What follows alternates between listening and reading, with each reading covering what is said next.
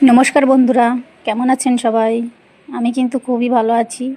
দেখেন সকাল সকাল চলে আসলাম রান্না করতে। এখন শীতকাল তো, তাই অনেক রকম সবজি পাওয়া যায়। আসলে সবজিগুলো খুব ভালোই লাগে। ঠান্ডার দিনে তেমন পছন্দ না আমার, কিন্তু সবজিগুলো খেতে খুব ভালো, খুব পছন্দ সবজিগুলো।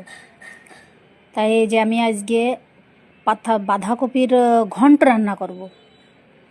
কেউ হয়তো খেয়েছেন, কেউ একটু জানেন, কেউ হয়তো জানেনই না। তাই আমি আজকে বাঁধাকপির ঘন্ট রান্না করব। দেখেন, যে প্রথমে তেল দিলাম, তারপর একটু জিরা দিলাম। আমি সরষের তেল দিয়ে রান্না করি তো, তাই কড়াইটা গরম হয়নি, তাই তেলটা একটু গেজা গেজা হয়েছে। এখন প্রথমে আলুটাকে দিয়ে ভেজে নেব ভালো করে। শীতকাল মানেই কিন্তু অনেক রকম সবজি, তাজা তাজা সবজি অনেক ভালো লাগে, দেখলেও প্রাণ জুড়ায়, খেতেও ভালো লাগে। শীতকাল আমার কিন্তু একটু পছন্দ না, কিন্তু সবজিগুলো তরিতরকারিগুলো খুব পছন্দ, খেতে খুব ভালো লাগে শীতকালে। কিন্তু শীতকালে তো সবারই অনেক কষ্ট হয়। আজকে কিন্তু আমাদের নিরামিষ, তাই ভাবছিলাম কি রান্না করব, কি না রান্না করব। নিরামিষ দেখলাম একটা বাঁধাকপি আছে, তা মনে করলাম যাই বাঁধাকপিটা দিয়ে ঘন্টই রান্না করি। প্রথমে আলুটাকে যে খুব সুন্দর করে ভেজে নিলাম।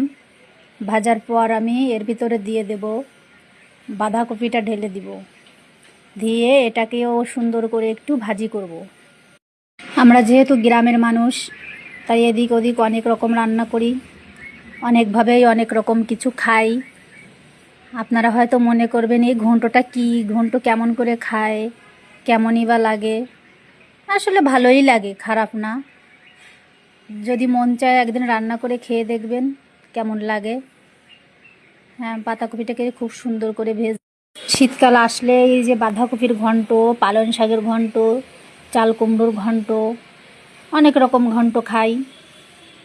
আর এই যে ঢাকনা দিয়ে ঢেকে দিলাম। এই পাশে আমার এই যে ভাত হচ্ছে, এই পাশে ভাত রান্না করি।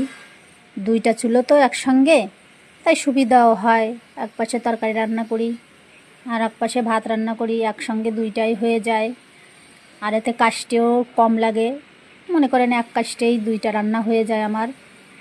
এই যে একটু মশলা দিয়ে দিলাম, ধনে জিরে গরম মশলা একটু ভাজি করে গুঁড়া করে রাখতে হয়, তাই এই যে তেজপাতা দিয়ে একটু মশলা দিয়ে ভালো করে নেড়ে চেড়ে মিশাই দিলাম।